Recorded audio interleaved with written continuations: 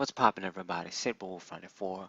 So I recently found out from a video on YouTube from a guy that they've managed to hack the PlayStation 2. People have managed to hack the PlayStation 4, not PlayStation 2, to play PlayStation 2 games, basically all of the PlayStation 2 games. And from what I understand, I'm not sure, but basically disc compatible. You just insert the disc and it should work. And if not, just basically, I don't know how, but definitely to play all of the PlayStation 2 games.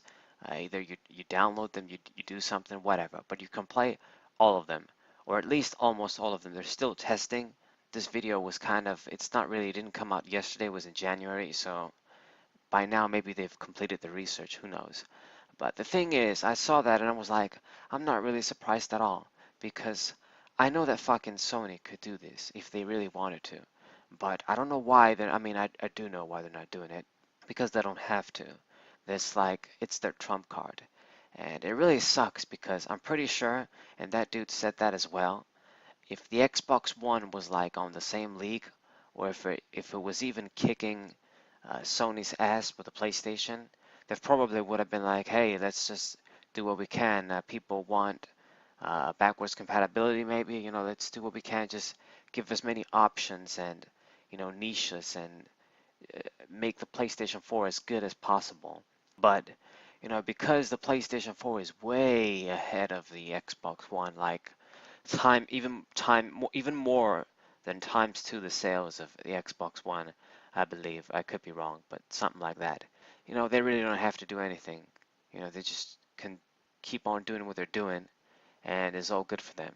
Hopefully, like maybe the Nintendo Switch starts to give pressure to Sony. I know that they've said like in a news release that yeah, we cannot ignore the Switch or something, but I don't really think they mean the shit. We're gonna have to wait and see. If the Switch continues to keep up the pace, then maybe yeah. But the PlayStation 4 has such a big lead. It has already sold so much, so it's not really as pressured as they say it is. But the thing is, it is kind of annoying because of the situation where the PlayStation 4, even though I like Sony, I like the PlayStation 4 because it's so ahead in the game. They don't really have to do a lot of the stuff that we would have liked. I mean, I really wish I could play Castlevania Curse of Darkness and Lament of Innocence on the PlayStation 4. At least Lament of Innocence, I've jumped through hoops. I've managed to play that game on the PlayStation 3. It was pretty good.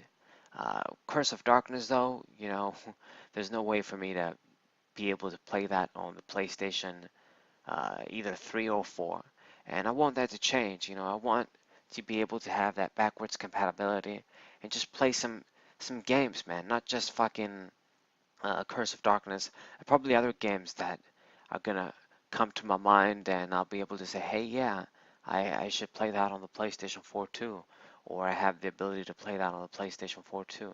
And a lot of people maybe don't care, but a lot of people are like me and just they really want to re-experience and replay some of their favorite games on a new system, kind of experience it with the new controller, how it plays, how it feels with the new controller of the PlayStation 4, which is great, or just, see how it fares on the new console, maybe if they remastered the shit too and stuff like that, if it looks better. But yeah, so it really annoys me. I've also found out that, the PlayStation Network kind of, it went down and then it went down again. I got a message today on my phone. I get like messages for like these sorts of news and shit. Anyway, so, that's not good at all. But, maybe by, Sony pissing off people, they're kind of going to have to do something to make up for it. I don't know. Maybe they probably don't care, but hopefully, just something happens. I mean, I'm not saying I'm glad the PlayStation Network went down, but since it did, we might as well just take advantage of this opportunity to demand shit. Because with what these hackers have done, basically just proves that it's not really that hard. I mean, the PlayStation 1 is compatible. The PlayStation 3, okay, I know that's probably going to be a pain in the ass, but if Sony really wanted to, they can do maybe anything with this kind of stuff. But the PlayStation 2, for sure, it must be compatible. It mustn't be that hard on the PlayStation 4. It's perfectly possible since, these hackers have done what they've done. So it really just sucks. I mean, it's just that, you know, these sorts of classic games for the PlayStation 2 are Sony's trump card, and since they don't have to use it, you know, they're not using it. They're not gonna make everything compatible.